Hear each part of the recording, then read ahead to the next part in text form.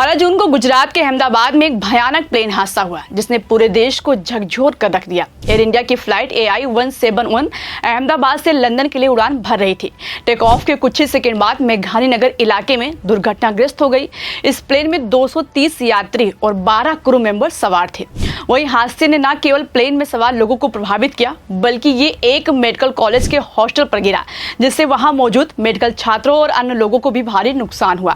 इस दुखद घटना के बाद गुजरात सरकार, केंद्र सरकार और विभिन्न राहत एजेंसियों ने तुरंत कार्रवाई शुरू की। मुख्यमंत्री भूपेंद्र पटेल ने इस घटना को शब्दों से परे दुखद बताया। 12 जून की दोपहर करीब 1:38 पर एयर इंडिया का Boeing 787 Dreamliner plane flight number AI 171 Ahmedabad के सरदार वल्लभ भाई पटेल अंतर्राष्ट्रीय हवाई अड्डे से लंदन के गेटविक हवाई अड्डे के लिए उड़ान भर रहा था। प्लेन ने जैसे ही रनवे छोड़ा, कुछ ही सेकंड बाद ये नियंत्रण खो बैठा और मेघानी नगर के एक रिहायशी इलाके में BJ मेडिकल कॉलेज के हॉस्टल पर जा गिरा। वहां के आसपास के लोगों ने बताया कि एक तेज धमाके की आवाज सुनाई दी और आसमान में काले धुएं का गुब्बार फैल गया। प्लेन में 1.25 लाख लीटर ईंधन होने के कारण आग इतनी भयंकर थी कि बचाव कार्य शुरू करने में तमाम चुनौतियां आई।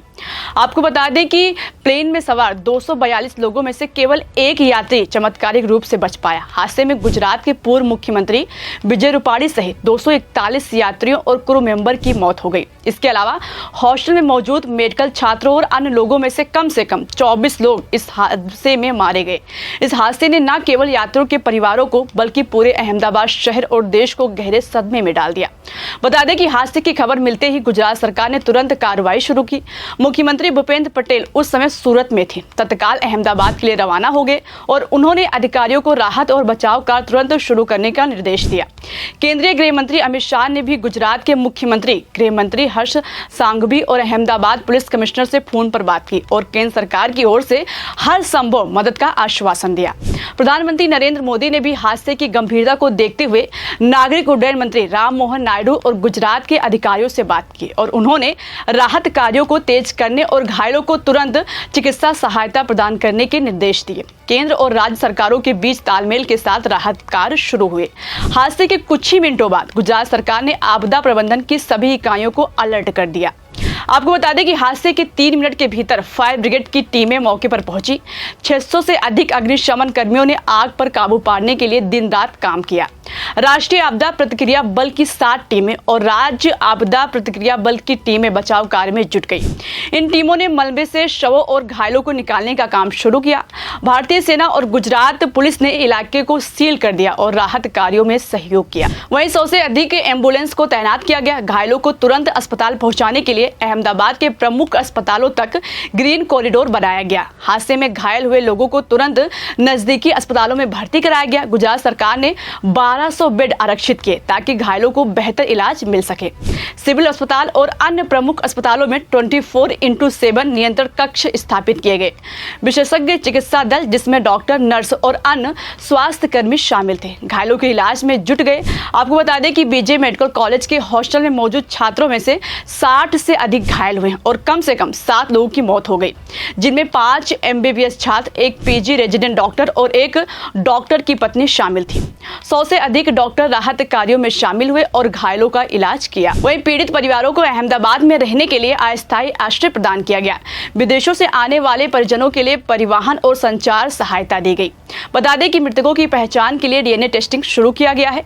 जिन परिवारों के सदस्य विदेश में थे उन्हें सूचित किया गया और उनके DNA नमूने लेने की व्यवस्था की गई।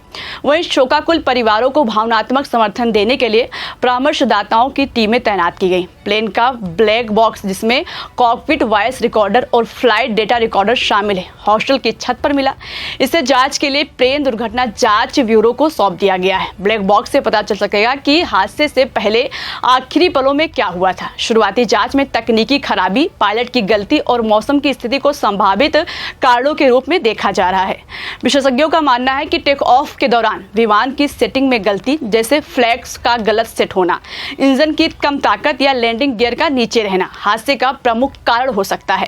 43 डिग्री सेल्सियस की गर्मी और भारी ईंधन भार ने स्थिति को और भयावह बना दिया। केंद्रीय नागरिक उड्डयन मंत्री राममोहन नायडू ने घोषणा की है कि हादसे की विस्तृत जांच के लिए विभिन्न विषयों के विशेषज्ञों की एक उच्च स्तरीय समिति गठित की जाएगी, जो विमानन सुरक्षा को मजबूत करने और भविष्य में ऐसी घटनाओं को रोकने के लिए सुझाव देगी। अमेरिका की नेशनल ट्रांसपोर्टेशन सेफ्टी बोर्ड की एक टीम जांच में सहयोग करने के लिए अहमदाबाद पहुंची।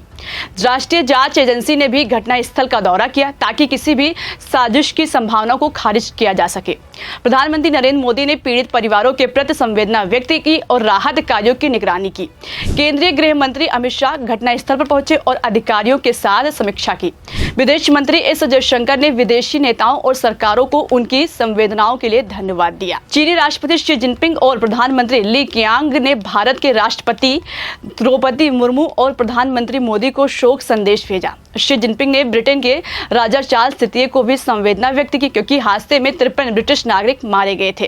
अहमदाबाद के स्थानीय लोगों ने राहत कार्यों में सहयोग किया। कई स्वयंसेवी संगठनों ने पीड़ित परिवारों को भोजन और अन्य आवश्यक सामग्री प्रदान की। बोइंग 787 ड्रीमलाइनर का ये पहला बड़ा हादसा था। इससे बोइंग की सुरक्षा और रखरखाव प्रक्रिया पर सवाल उठे।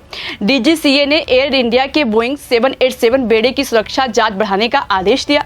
वहीं कुछ लोगों ने एयर इंडिया और अहमदाबाद हवाई अड्डे के निजीकरण को हादसे से जोड़ा। हालांकि ये दावे अभी सिद्ध नहीं हुए हैं, लेकिन इसने निजीकरण और सुरक्षा मानकों पर चर्चा को जन्म दिया। अहमदाबाद का प्लेन हादसा भारत के इतिहास में सबसे दुखद घटनाओं में से एक है। इसने न केवल सैकड़ों जिंदगियां छीन ली, बल्कि जमीन के हर वर्ग को प्रभावित किया। हालांकि इस संकट में गुजरात सरकार, केंद्र सरकार और राहत एजेंसियों ने जिस तरह से एकजुट होकर काम किया, वो मानवता और दक्षता का प्रतीक है। मुख्यमंत्री भूपेंद्र पटेल के नेतृत्व में राहत कार्यों ने ये दिखाया कि दुख की घड़ी में भी संवेदनशीलता और संकल्प के साथ काम किया जा सकता है। आपको बता दें कि जांच के नतीजे आने के बाद हादसे के सटीक कारणों का पता चल सकेगा और उम्मीद है कि भविष्य में ऐसी घटनाओं को रोकने के लिए कदम उठाए जाएंगे। इसी बीच हम उन लोगों की याद में श्रद्धांजलि अर्पित करते हैं जिन्होंने इस हादसे में अपनी जान गंवाई है, और उनके परिवारों के साथ एकजुटता व्यक्त करते हैं। ये हादसा हमें याद दिलाता है कि जीवन अनमोल है और हमें हर पल को संजोना चाहिए। इस खबर में फिलहाल इतना ही। ऐसी ही तमाम खबरों के लिए बने रहिए और देखते रहिए 4 PM न्यूज़ नेटवर्क। धन्यवाद।